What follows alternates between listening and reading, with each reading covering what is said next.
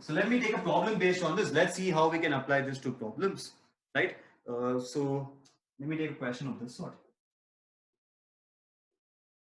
So I have an object, I have a container which is filled with water, right?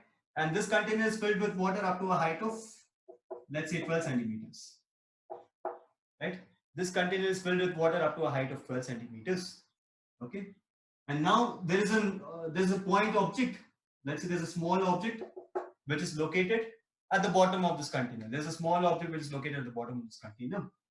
And now you have a mirror, you have a plane mirror which is located above the container, and this is located at a height of, let's say, 20 centimeters from the surface of water, right? So hopefully the question is clear. So you have a container which is filled with water up to a height of 12 centimeters. You have an object located at the bottom of this container, right? And you have a plane mirror which is located at a height of 20 centimeters above this above the surface of water. You have a mirror which is located, a plane mirror which is located 20 centimeters above the surface of water.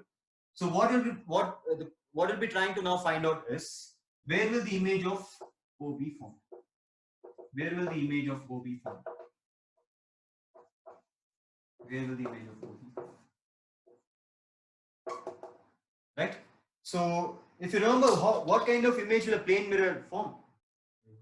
What kind of image will a plane mirror form?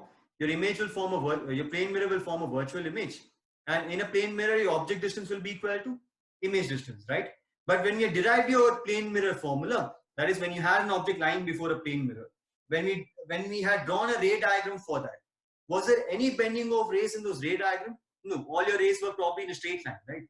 But here, if I draw a ray diagram in this case, if I consider rays from the object to the plane mirror, like in this manner, there will be a bending of light rays happening. There will be a bending of light rays happening. So can your image distance is equal to object distance be applied over here directly? No, because when we had derived that formula for your plane mirror, we have considered all the rays. When we draw a ray diagram for that, we have considered all the rays to be in a straight line. We have considered no bending of light rays, right? And there will be no bending of light rays over there because it was all in the same medium, right? But here your bending of light rays actually happen, right? So how do you solve a problem of this model? How do you solve this case? So this problem will be easy to solve if we can ignore the bending of light rays. And how can we ignore the bending of light rays? Imagine the mirror as an observer. Right? So according to this mirror, at what depth would this object O be located? At what depth would the object O be located? So what's your real depth of the object? The object is actually located at what depth from the surface of water? That is 12 centimeters. But according to an observer outside, that is your mirror over here. So according to this mirror, this object would seem to be at a lesser depth. Once again, if you look at a ray diagram, according to this mirror, it seems like the rays are coming from your point O dash rather than O, the concept of apparent depth because of bending of light rays. So according to this mirror, it seems like these light rays are coming from your point O dash rather than O, right? And if this is your real depth, what is your apparent depth? Your apparent depth will be nothing but the depth which a person would observe. So what is the formula for apparent depth over here? We have derived that formula just now, and that will be equal to your real depth divided by mu, right? And what's your mu value for water? I'll ask you to remember the mu value for water. Your mu value for water will be 4/3. So what will this value be equal? That will be equal to 12 centimeters divided by 4/3. So that will be equal to 12 into 3 divided by 4 centimeters. So that will be equal to 9 centimeters, right? So according to this mirror, or according to a person, anyone, right? So according to this mirror, it doesn't seem like these rays are coming from a depth of 12 centimeters. It seems like these rays are coming from a depth of 9 centimeters, right? So one important thing which you need to remember in this formula is, what is the D value which you need to take in this formula? Your D value which you need to take over here is nothing but the depth of the object from the surface. You need to consider the depth of the object from the surface, right? Not this entire distance. You need to consider how far is this object located below the surface. So this object is located below the surface by a height of 12 centimeters. That will be your real depth. So what is your apparent depth? Your apparent depth will be equal to 12 centimeters divided by 4/3. That is the refractive index of water. So you get the apparent depth of this object. That is, according to this mirror, this object seems to be at a depth of 9 centimeters, right? So according to this mirror, these rays seem to be coming from a point O dash, And how far is O dash located from the surface? Your point O dash seems to be located at a distance of 9 centimeters from the surface, right? And now if you're considering this point O dash to be the point from which the rays are coming, now are your rays traveling in a straight line? Now your rays are coming in a straight line, right, according to the mirror. So now we can use the formula. Object distance will be equal to image distance, right? So according to the mirror, what will be the object distance then? Your object distance is not 20 centimeters plus 12 centimeters. Once again, because of bending of light rays, according to this mirror, if I had to be the mirror as a person, this object seems to be lesser than what it actually is. This object seems to be closer than where it actually lies. So what will be the object distance according to the mirror? The object distance according to the mirror, it seems like these rays are coming from O dash. So now your object distance will be equal to 20 centimeter plus 9 centimeter. Not 20 centimeters plus 12 centimeters, right? So what will that object distance be equal to? 29 centimeters. So where will the image be formed? Your image will also now be formed at an equal distance behind the mirror. So the image will be formed 29 centimeters behind the mirror. So you'll have a virtual image which is being formed of this object. So let me write that as I. And this image will be formed behind the mirror at a distance of 29 centimeters over here, right? So hopefully you've understood how we had applied the concept of apparent depth over here, right? So once again, let me solve this problem. So what are the steps we have taken? You had an object lying at the bottom of the container. We need to find out where the image of this object would be formed by the mirror. So if you're drawing the ray diagram for this, you will see that your rays are not traveling in a straight line. Since if you're considering rays from the object to the mirror, since these rays travel from water to air, they would undergo a bending and they would bend away from the normal, right? So according to this mirror, these rays don't seem to be coming from O. These rays seem to be coming from O dash.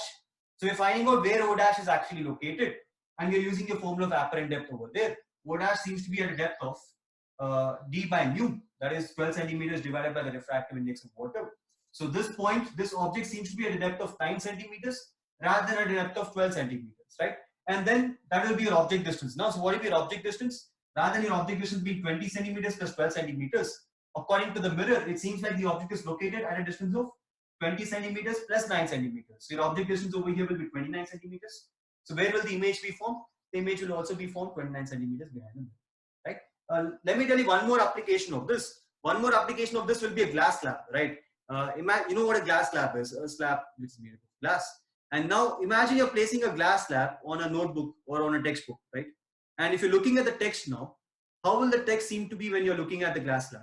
It will seem like the text has risen up because now, like in this manner, imagine that you're keeping a glass slab over some written material, right? And if you're looking at the written material, you will see that the written material seems to have risen up. According to you, it seems to be closer. All the alphabets seem to be closer to you now.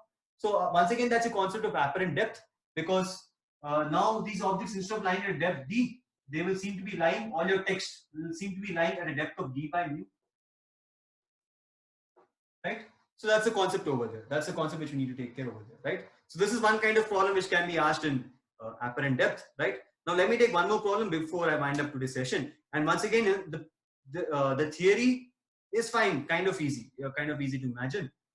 Okay, actually not that kind of easy to imagine. It is a pretty tough concept to understand. But the problems on this are very important. You'll have many problems asked on this principle. Apparent depth is one where people get mostly confused, and JEE tends to twist and turn questions from this particular topic. Okay, the next question is, okay, so you have a fish swimming in water.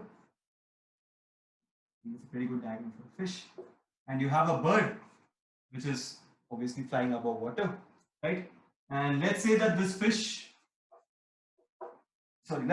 bird is at a height of y above water, and the fish is swimming at a distance x below water, right?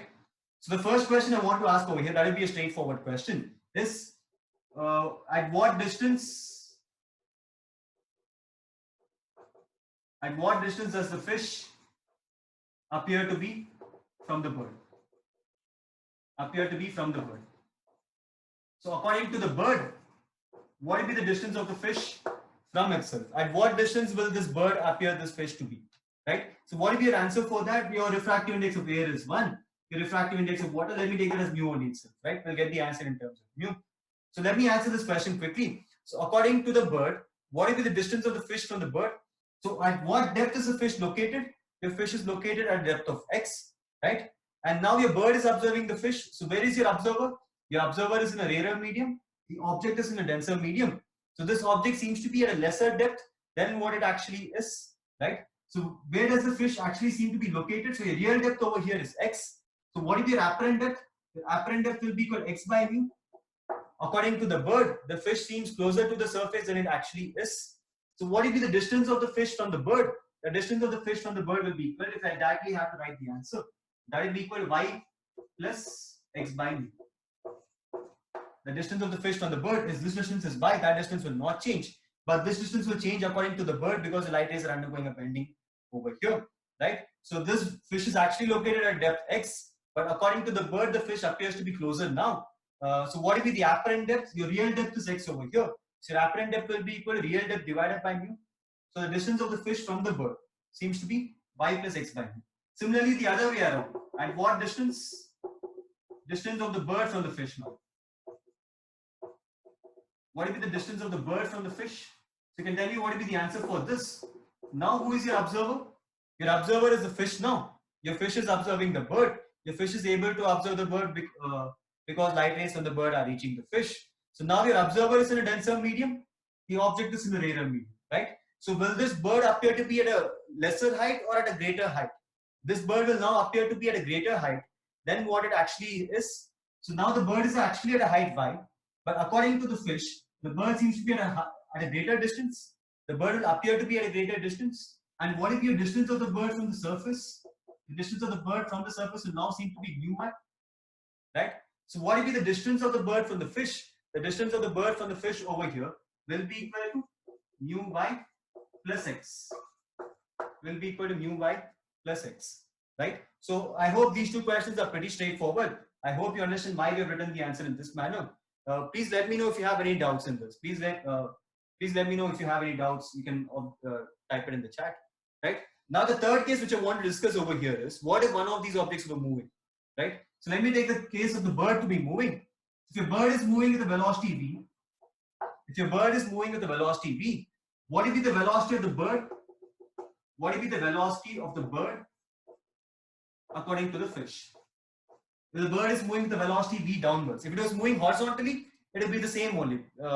If you probably are able to look at the case. So what we're taking right now is when the bird is moving vertically, that is vertically towards the fish, right? So what will be the velocity of the bird according to the fish? Your fish is stationary over here. Let me assume the fish to be stationary. It is not moving. So if the bird is moving with the velocity v in the downward direction, what will be the velocity of the bird according to the fish? Is the question we are dealing with now, right? So we need to find out what will be the velocity of the bird according to the fish, right? So now what is the distance of the bird according to the fish? The distance of the bird according to the fish is mu y plus x, right? So your velocity of the bird according to this, can I say, your velocity of the bird according to the fish is nothing but the rate of change of the distance of the bird according to the fish, right? Rate of change of distance is velocity, right? So I need to find out what's the velocity of the bird according to the fish. But what is the distance of the bird according to the fish?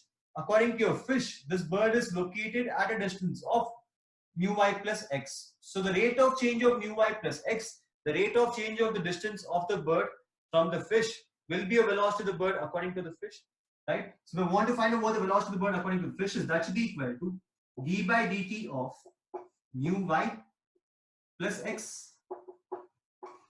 Is it clear why we are taking mu y plus x over here? Because the fish is observing the things now. So you have to consider what is the distance as seen from the fish frame of reference, right? So the distance of the bird according to the fish frame of reference is mu y plus x. So differentiation of this will give you the rate of change of that distance. So that will be the velocity of the bird according to the fish.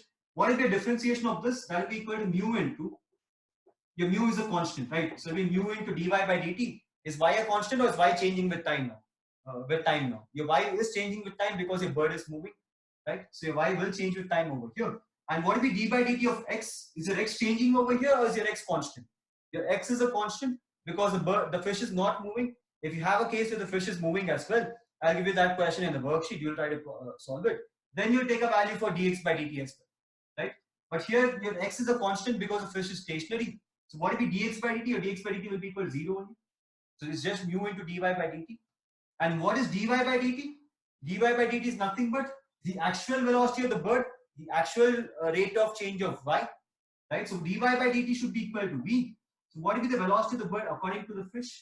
The velocity of the bird according to the fish will be equal to u into v, right?